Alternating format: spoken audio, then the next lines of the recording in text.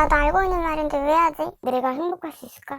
이렇게 생각을 했는데 그냥 다른 데 갔었으면 돈만 날리고 그냥 죽었을 것 같아 진짜. 저도 생각해보면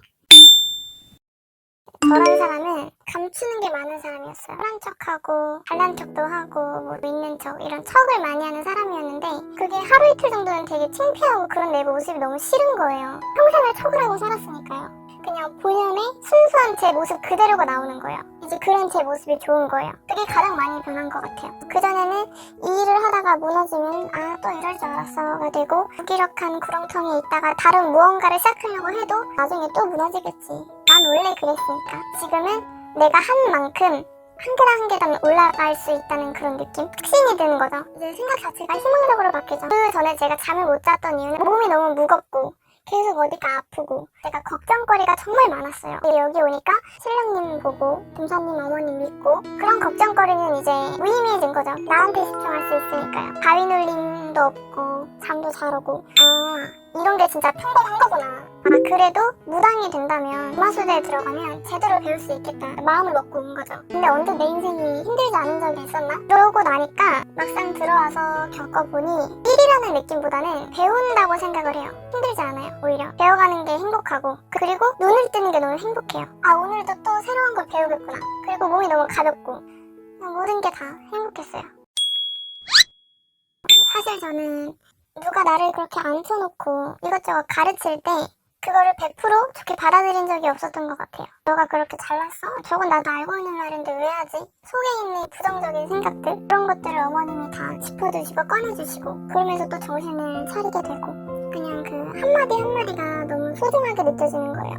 무엇 하나 중요하지 않은 말이 없거든요. 내가 발전할 수 있는 거에 감사하고 제가 여기 금화소도에 들어와서 무당이 돼야겠다. 그 이유들 중에 하나가 또 금사님인데 무당이 되기 전에도 금사님이랑 한 3년 동안 인연을 맺어왔으니까 금사님을 보면서 이런 분이 계신 곳이라면 믿고 갈 수 있겠다 라고 생각을 했고 의지가 많이 되죠. 마음에서 의지가 되는 거예요. 처음 했을 때는 눈물만 계속 났던 것 같아요. 뭐라고 딱 뭐 때문에 운다고 나도 알 수 없고 그전에 꿨던 심쿵이랑 뭔가 맞아떨어지는 부분이 있고 그런 부분에서 너무 신기하고 또 기도를 하면 할수록 또 여러 가지 감각으로 신령님을 느낄수록 더 간절해지고 너무 감사한 거예요. 내가 살면서 이렇게 나 자신을 버리고 엎드려서 이렇게 간절한 적이 있었나 싶고 복받았구나. 이런 신어머니 만나고 이런 제자님들이랑 연을 함께하고 금사님 밑에서 배울 수 있다는 게 지금 이렇게 모든 것에 감사할 수 있는 마인드가 생겼다는 것 자체도 너무 감사하고 진짜 많이 바뀐 것 같아요. 네, 나는 무당 해야 되는 사람이었구나.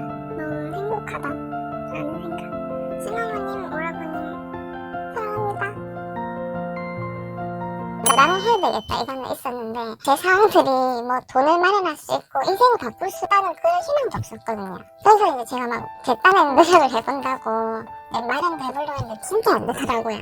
그래서 이제 돈을 조금씩 이제 마련을 했는데 다른 데 갈 뻔했었죠. 제가 2번이나 갈 뻔했는데 그냥 다른 데 갔었으면 돈만 날리고 그냥 죽었을 것 같아 진짜. 저도 생각해보면 금화소도 와서 기분이 되게 좋은 것 같아요.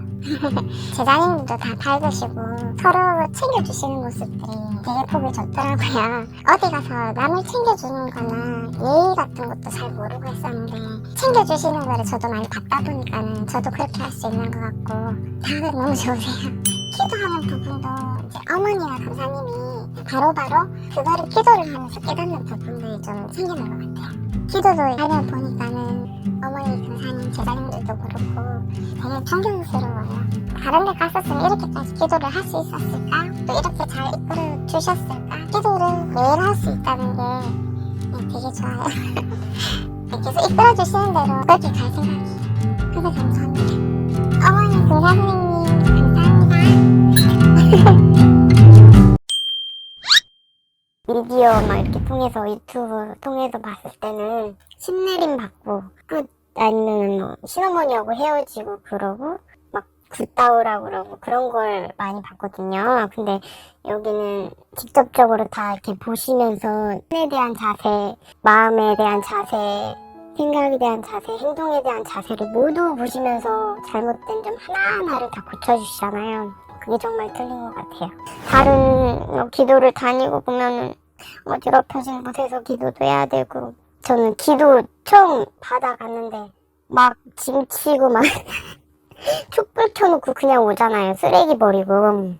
그거를 여기 금화소대에 들어오지 않았으면 당연하게 생각을 했었을 것 같아요.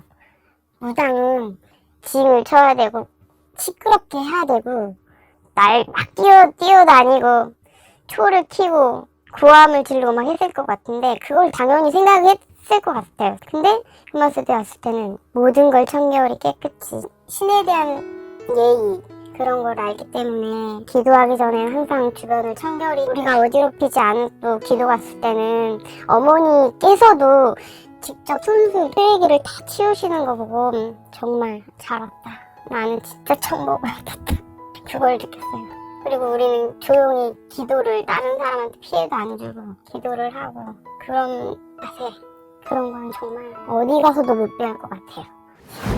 감사해요. 제가 하나하나씩 깨달아가는 거, 제가 잘못했던 생각들, 행동들 그런 걸 반성할 수 있는 시간을 갖게 돼서 왜 이 감사함을 몰랐을까. 근데 그거를 어머니야 선생님께서 바로 잡아주시면 너무 감사하고 여기 금화소도의 제자님들, 어머니, 선생님 함께 웃어주고 함께 울어주실 수 있는 분들이라는 거. 내가 행복할 수 있을까? 이렇게 생각을 했는데 이렇게 보듬어줄 수 있는 울타리가 있는데 기도를 다니면서 와, 난 정말 행복한 무당이다. 열심히 가는 무당 되겠습니다.